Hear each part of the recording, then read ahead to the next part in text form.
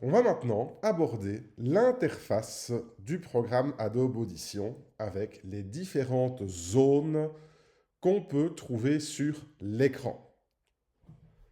Nous avons, comme d'habitude dans les programmes Adobe, toute une série de menus en haut de l'écran. Le menu Audition qui se trouve ici, commençant par Fichier, Édition, Multipiste, Clip, Effets, Favoris, Affichage, Fenêtres et Aide. Il y a évidemment pas mal de choses qui reviennent de Premiere Pro. Par exemple, le menu fenêtre qui permet en fait de sélectionner quelles sont les fenêtres qu'on veut voir apparaître sur l'écran. Ok. Alors, on a le menu fichier, le menu édition qui vont permettre d'utiliser, qui vont permettre effectivement donc d'utiliser les opérations de base. Le menu effet, lui, va beaucoup nous servir plus tard parce que c'est lui qu'on va utiliser pour créer un ensemble de choses sur différentes parties de notre son. Ensuite, ce que nous avons ici en haut à gauche est très très important. Donc, la différence entre le mode forme d'onde et le mode multipiste, de manière à passer de l'un à l'autre comme on vous l'a montré dans la vidéo précédente. Donc ici, je suis en mode multipiste. Si je veux pouvoir, supposons, mais faire quelque chose uniquement sur le morceau de la piste 1, eh bien, je vais cliquer dessus et je passe en forme d'onde et on voit qu'on va travailler exclusivement sur ce morceau-là. Ici, nous avons, juste à droite du sélecteur de mode forme d'onde multipiste, la barre d'outils avec les opérations de base. Nous avons une première zone qui se trouve là, qui est la zone vidéo rack d'effets propriété.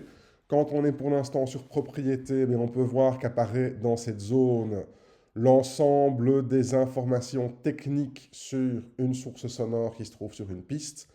Quand on va aller mettre des effets, ils vont apparaître ici dans le rack d'effets. Un rack d'effets par piste, ici, un rack d'effets pour tout le clip, ici, pour les effets qui vont s'appliquer à l'ensemble des pistes. Nous avons, juste en dessous, ici, la zone média, la zone des fichiers, sur le même principe qu'Adobe Premiere Pro. Adobe Premiere Pro, elle se trouvait tout en bas, à gauche. Ici, dans Adobe Audition, elle se trouve au milieu, à gauche. C'est ici qu'on va trouver tous les fichiers importés, qu'on va cliquer et déplacer sur les différentes pistes. Alors, ici, donc, nous avons ici juste en dessous la zone piste. C'est très pratique quand on a un fichier avec un grand nombre de pistes. On voit ici par exemple sur le mélangeur, l'éditeur, qu'on ne voit que les pistes 1 à 4. Moi, je veux voir la piste 6, je clique dessus. Je peux par exemple l'invisibiliser ou la rendre visible. Et on voit effectivement tac, que ma piste 6, dans ce cas-là, apparaît ici.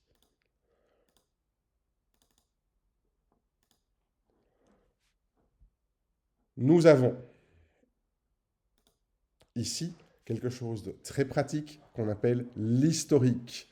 Ça, c'est quelque chose que Adobe Audition a en plus d'Adobe Premiere, à savoir que vous avez tout l'historique des actions que vous menez qui va venir s'afficher ligne par ligne ici. C'est très pratique dans le sens où vous avez la possibilité, si dans votre mixage, il y a une action particulière que vous avez faite qui ne vous convient pas, d'aller la sélectionner pour l'annuler. Nous avons donc ici au milieu, comme on vous l'a dit, la zone d'éditeur avec les différentes pistes sur lesquelles on peut travailler, avec ici en dessous le timecode,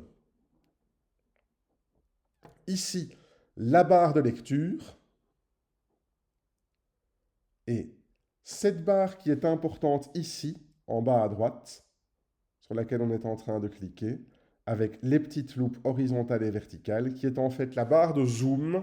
On va voir en fait que la barre de zoom dans Adobe Audition, c'est quelque chose qui est très régulièrement utilisé et qui est beaucoup plus complexe que dans Premiere, parce qu'on va voir ici, par exemple, je vais agrandir mes pistes En zoomant dans un certain sens, on va voir qu'on peut zoomer verticalement, qu'on peut zoomer horizontalement et qu'on peut zoomer dans les deux sens.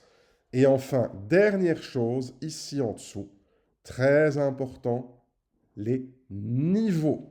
Ok. On se rappelle qu'en traitement du son, on utilise ce qu'on appelle un vumètre. Un vumètre avec des couleurs vert, orange et rouge. Prenons un exemple. Je vais lancer le morceau qui se trouve sur ma piste 1.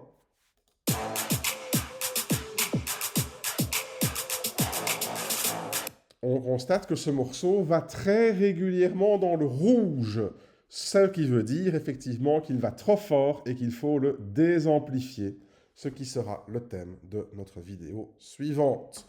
Pour rappel, le vumètre, le son est dans le vert, il est à bon niveau, jaune, il faut faire attention, rouge, il est saturé, il faut le désamplifier. Et on voit effectivement que ce son rouge correspond souvent à un son où les courbes touchent les bords de la piste.